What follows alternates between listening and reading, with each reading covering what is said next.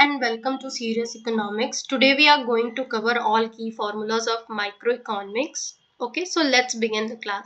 First is elasticity. Second is total revenue and elasticity. Third, we will cover consumer equilibrium. Fourth, production formula. Fifth, return to scale we will see, and Cobb-Douglas. Okay, cost curve, profit maximization, monopoly, and price discrimination formula, consumer surplus, and Cournot duopoly, and welfare condition, and Spearman rank correlation, index of market power, point elasticity, and Angel curve. Okay, so we will see these formula. Okay, so let's study.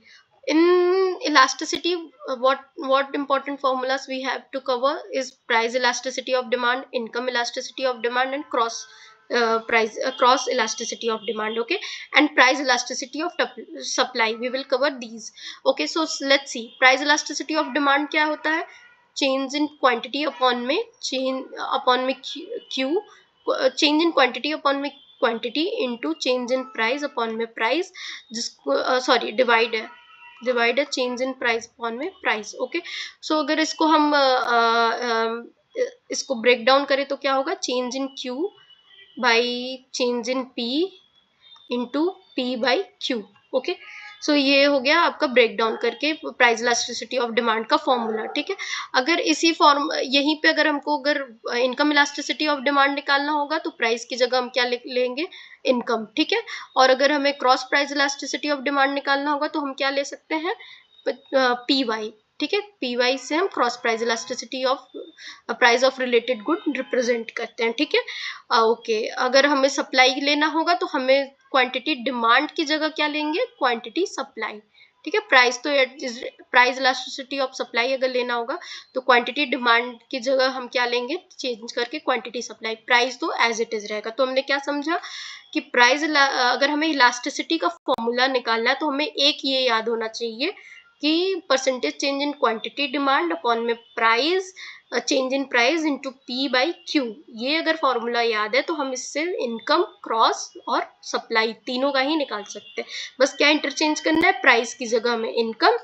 ठीक है, price की जगह हमें interchange करके income लिखना है और price की जगह हमें चेंज करके प्राइस ऑफ रिलेटेड गुड लेना है. तो ये क्रॉस प्राइस इलास्टिसिटी का निकल जाएगा. एंड सप्लाई के लिए हमें क्वांटिटी के बजाय क्वांटिटी सप्लाई लेना है. ठीक है, अच्छा, PD price elasticity of demand को रिप्रेजेंट करते हैं, YD income elasticity, XED cross price elasticity, and PES for price elasticity supply. ठीक है, ओके, इसको इस तरह भी रिप्रेजेंट करते हैं ईपी से. ठीक है, इलास्टिसिटी ऑफ प्राइस. फिर ये ई वाई से भी रिप्रेजेंट करते हैं इनकम का. एंड क्रॉस का हम कैसे? ई वाई क्रॉस का ई पी वाई से रिप्रेजेंट करते हैं. ठीक है, या ई एक्स से या ई पी वाई से.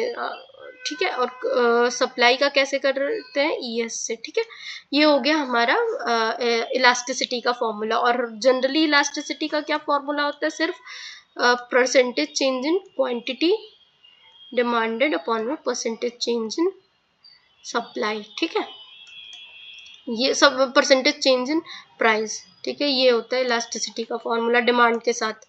ठीक है, ओके, अगर अब हम चलते हैं टोटल रेवेन्यू एंड इलास्टिसिटी को देखने. इसमें हम क्या देखेंगे? टीआर का फॉर्मूला, एमआर का फॉर्मूला. एमआर प्राइस इलास्टिसिटी के साथ कैसे निकलता है? ठीक है, तो टीआर जो होता है price into quantity. Total revenue कैसे निकलेगा? प्राइस को हम क्वांटिटी से मल्टीप्लाई कर देंगे तो हमारा टोटल रेवेन्यू निकल जाएगा. एमआर कैसे निकलेगा? तो हम टीआर को टोटल रेवेन्यू को डिराइव कर देंगे तो हमारा क्या निकल जाएगा? Marginal revenue. ठीक है, टोटल रेवेन्यू को क्यू के रिस्पेक्ट में डिराइव कर देंगे तो हमें मार्जिनल रेवेन्यू निकल जाएगा. ठीक है, अगर हम बात करें मार्जिनल रेवेन्यू जो है इलास्टिसिटी के टर्म में, उसका फॉर्मूला क्या है? तो प्राइस को इधर रखो, फिर 1 - 1 डिवाइडेड बाई इलास्टिसिटी. ठीक है, ये हमारा मार्जिनल रेवेन्यू इलास्टिसिटी से. ठीक है, अगर मार्जिनल रेवेन्यू 0 रहेगा तो हमारा इलास्टिसिटी क्या होगा? 1 होगा. ठीक है, ओके, नेक्स्ट हम देखते हैं कंज्यूमर इक्विलिब्रियम। कंज्यूमर इक्विलिब्रियम में हम क्या देखेंगे, cardinal, ordinal, marginal rate of substitution and budget. ठीक है, तो कार्डिनल का क्या है, mu(x) अपॉन में px एंड mu(y) अपॉन में py। ठीक है, marginal unit of x upon में price of x equal to marginal unit of y upon में प्राइस ऑफ y। ठीक है, मतलब x मार्जिनल यूनिट आप अपना x का ले रहे हो, उसका प्राइस ले रहे हो, उसके बराबर में आपका क्या रख दो रहे हो, y का मार्जिनल यूनिट ले रहे हो और उसके अपॉन में उसकी प्राइस रख दे रहे हो। ठीक है, ये है कार्डिनल का फॉर्मूला। ऑर्डिनल में क्या है, तो marginal rate of MRS XY equal to PX by PY, मतलब मार्जिनल रेट ऑफ सब्स्टिट्यूशन जो है XY का ले रहे हो ऑर्डिनल में, और उसके इक्वल क्या रख रहे हो, प्राइस ऑफ x अपॉन में प्राइस ऑफ y। ठीक, नेक्स्ट क्या है, मार्जिनल रेट ऑफ सब्स्टिट्यूशन क्या होगा, तो marginal unit of x upon में मार्जिनल यूनिट ऑफ y। ठीक है, बजट क्या होगा, बजट का फॉर्मूला होता है प्राइस ऑफ x गुड की। ठीक है, price of x plus price of y। ठीक है, px price of x unit price of y unit equal to money income m। ठीक है, ये हो गया बजट का फॉर्मूला। नेक्स्ट हमारा प्रोडक्शन है।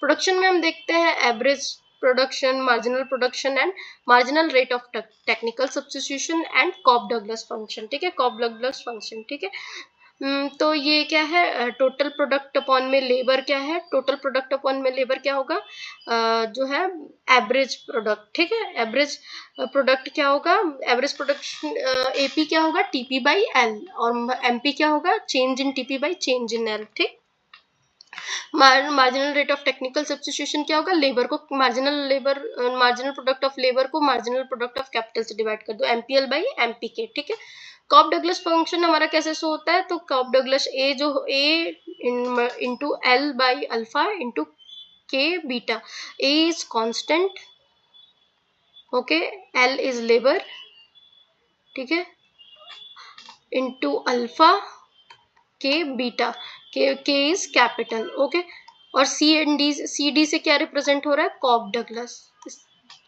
ठीक है, ये फॉर्मूले में नहीं है, ये बस मैंने रिप्रेजेंटेशन के लिए लिख दिया कॉप डगलस। ठीक है, ओके, नेक्स्ट हम चलते हैं रिटर्न टू स्केल पे। रिटर्न टू स्केल क्या है, return to scale of Cobb Douglas.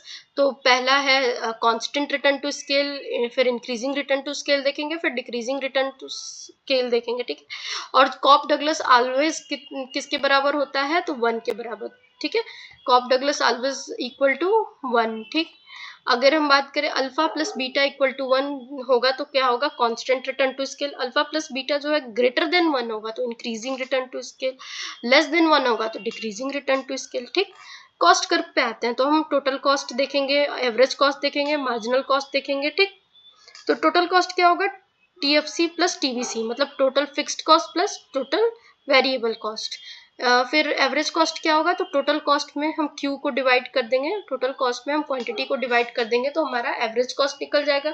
अगर टोटल कॉस्ट गिवन है तो हम TC बाई Q करके एवरेज कॉस्ट निकाल लेंगे, बट अगर TC बाई Q करके हम एवरेज कॉस्ट निकाल लेंगे। ठीक है, और भी होता है, और दूसरा क्या है, अगर टोटल कॉस्ट नहीं गिवन है तो AFC plus ABC, average fix cost plus average variable cost निकाल के हम एवरेज कॉस्ट निकाल लेंगे। ठीक है, ओके, फिर हम मार्जिनल कॉस्ट को देखते हैं। मार्जिनल कॉस्ट क्या है, तो change in total cost upon में चेंज इन क्वांटिटी। ठीक, marginal cost is change in TC upon में चेंज इन Q। ओके, फिर MC क्या है, MC is equal to marginal cost equal to AC at minimum at min AC। ठीक है, AC का मिन AC का जो है एवरेज कॉस्ट का क्या है, मार्जिनल कॉस्ट। ठीक, चलो अब देखो क्या देखना है, प्रॉफिट मैक्सिमाइजेशन का फॉर्मूला। तो प्रॉफिट मैक्सिमाइजेशन क्या होता है, अगर दे दे कि प्रॉफिट मैक्सिमाइज करो तो TR माइनस TC जो होता है वो प्रॉफिट मैक्सिमाइजेशन का फॉर्मूला होता है। टोटल रेवेन्यू में से टोटल कॉस्ट माइनस कर दोगे तो आपका प्रॉफिट निकल आएगा। ठीक है, उसके बाद आप बात करते हैं, इसको हम प्रॉफिट बोलते हैं। ठीक है, प्रॉफिट कंडीशन क्या है प्रॉफिट मैक्सिमाइजेशन की, तो पहली तो कंडीशन ये है कि MR को MC के इक्वल होना चाहिए, मार्जिनल रेवेन्यू को मार्जिनल कॉस्ट के बराबर होना चाहिए। सेकंड ऑर्डर क्या है, तो सेकंड ऑर्डर में आप क्या करोगे कि जो MR है उसको मतलब MR का डेरिवेशन क्वांटिटी के टर्म में करोगे, वो जो है वो लेस होना चाहिए एमसी के डेरिवेशन से, जो क्वांटिटी के टर्म में हो रहा है, ठीक है, वो सेकंड ऑर्डर हो गया आपका, ठीक है। और PC is proportional to P equal to M R is equal to A R, ठीक है। ओके, तो अरे sorry, I am so sorry, जो पी है वो वही मार्जिनल रेवेन्यू है, वही एवरेज रेवेन्यू के सबके बराबर होता है। ये जो है ना, ये P equal to M R upon M R equal to A R, ठीक है। मार्जिनल रेवेन्यू, एवरेज रेवेन्यू और प्राइस, ये तीनों क्या होता है, एक ही टर्म है, मान लो एक ही मान सकते हो। अगर तीनों में से कुछ भी दिया है तो you can find profit, you can easily find profit, okay. So profit maximization का फॉर्मूला क्या हो गया, total revenue minus total cost, ठीक है। Total revenue minus total cost profit maximization का फॉर्मूला है। एंड कंडीशन क्या है कि एम आर जो है एमसी के बराबर हो। दूसरा, सेकेंड ऑर्डर में क्या है कि आप एम आर को क्वांटिटी के टर्म में डिराइव करोगे और जो एमसी को भी क्वांटिटी के टर्म में डिवाइड करोगे, बट जो एमआर है वो लेस होना चाहिए एमसी से, ठीक है। अब बात करते हैं मोनोपोली की। तो मोनोपोली क्या होता है, तो monopoly is price is greater than MR always, ठीक है। मोनोपोली का फॉर्मूला क्या, मोनोपोली में हमें क्या याद रखना है कि जो प्राइस है वो हमेशा ग्रेटर किससे हो, मार्जिनल रेवेन्यू से, ठीक है। फिर लर्नर इंडेक्स क्या कहता है, लर्नर इंडेक्स का फॉर्मूला वेरी इंपॉर्टेंट है, वेरी इंपॉर्टेंट, 2 बार मैं पढ़ाऊंगी। लर्नर इंडेक्स का फॉर्मूला क्या है, P minus M C upon में P, ठीक है। Means price minus marginal cost upon में प्राइस, ठीक है। अब और क्या इसको लिख सकते हैं, इक्वल टू 1 बाई इलास्टिसिटी, ठीक है, 1 बाई इलास्टिसिटी, ये क्या है, लर्नर इंडेक्स है, ठीक है। ओके, डेडवेट लॉस्ट का फॉर्मूला क्या है, तो डेडवेट लॉस्ट का फॉर्मूला है half P minus M C Q C minus Q. देखो, डेडवेट लॉस्ट का फॉर्मूला है half price minus marginal cost one से Q C minus Q M, ठीक है। ये क्या है आपका डेडवेट लॉस्ट का formula, okay. Just a second, just going to take a drink.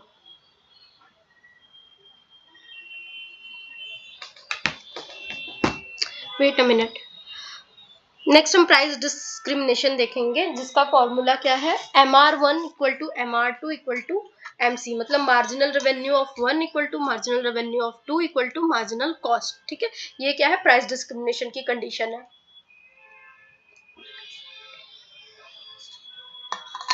ठीक है।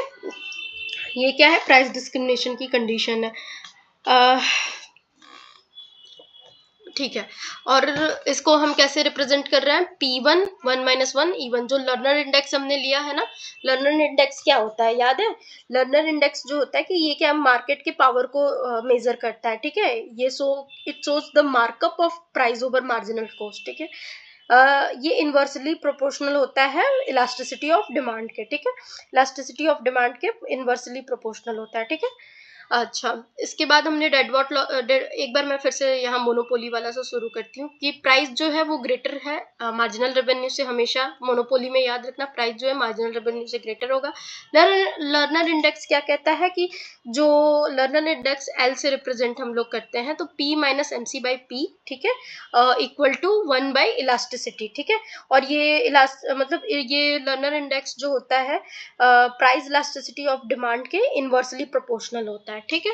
ओके, एंड डेडवेट लॉस की कंडीशन हमने देखी थी कि 1/2 P माइनस एम सी, ठीक है, 1/2 P minus M C multiply Q C by minus Q M. Q C क्या है, तो क्यू सी यहाँ पे कॉम्पिटिटिव क्वांटिटी होगा, ठीक है। कॉम्पिटिटिव क्वांटिटी जो होगा वो QC होगा, एंड QM क्या होगा, QM जो है वो मोनोपोली क्वांटिटी होगा, ठीक है। ये मोनोपोली क्वांटिटी है, ठीक है, अंडरस्टूड। अब नेक्स्ट हम मूव फॉरवर्ड होते हैं, ठीक है। नेक्स्ट हम क्या देख रहे थे, प्राइस डिस्क्रिमिनेशन, ठीक है। प्राइस डिस्क्रिमिनेशन की condition MR1 marginal revenue of 1 equal to marginal revenue of 2 equal to marginal cost, MR1 MR2 MC सारे तीनों इक्वल होने चाहिए, तब होगा प्राइस डिस्क्रिमिनेशन। तो इसका फॉर्मूला अगर देखें तो प्राइस ऑफ 1 जो लर्नर इंडेक्स का फॉर्मूला है इलास्टिसिटी के साथ, ठीक है, वो उसके इक्वल में हम प्राइस ऑफ 2 कर देते हैं, ठीक है। एक सेकेंड, P1 1 माइनस 1, ठीक है, P1 1 माइनस 1 इलास्टिसिटी, ठीक है, equal to P2 1 minus 1 upon में इलास्टिसिटी ऑफ 2, ठीक है। ये हो गया आपका ये फॉर्मूला, सॉरी ये लर्नर का नहीं है, ठीक है। ये फॉर्मूला आपका कंडीशन हो गया प्राइस डिस्क्रिमिनेशन का, ठीक है। लोअर इलास्टिसिटी मतलब हायर प्राइस, ठीक है। लोअर इलास्टिसिटी मतलब हायर प्राइस। थर्ड डिग्री क्या होता है, सेगमेंट मार्केट, ठीक। अब आते हैं हम कुर्नोट डुओपोली पे, ठीक है। कुर्नोट डुओपोली क्या कहता है, कुर्नोट डुओपोली से पहले हम सरप्लस देखते हैं, ठीक है। सरप्लस के लिए सरप्लस का formula consumer surplus equal to क्या होता है, half Q into P maximum minus P, ठीक है।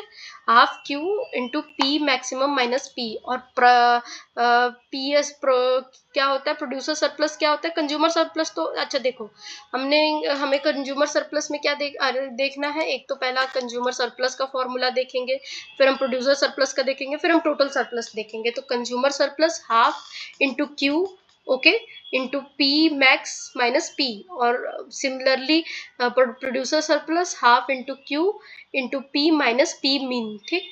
टोटल सरप्लस क्या होता है, consumer surplus plus producer surplus, ठीक।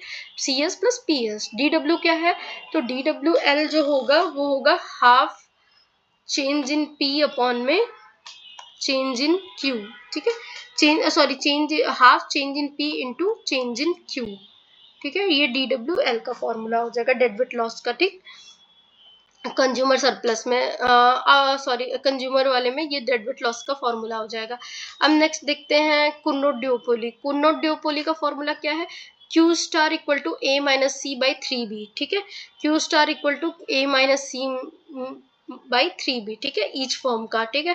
टोटल का अगर हमको देखो ईच फॉर्म का निकालना होगा तो a minus C by 3b each firm का निकलेगा।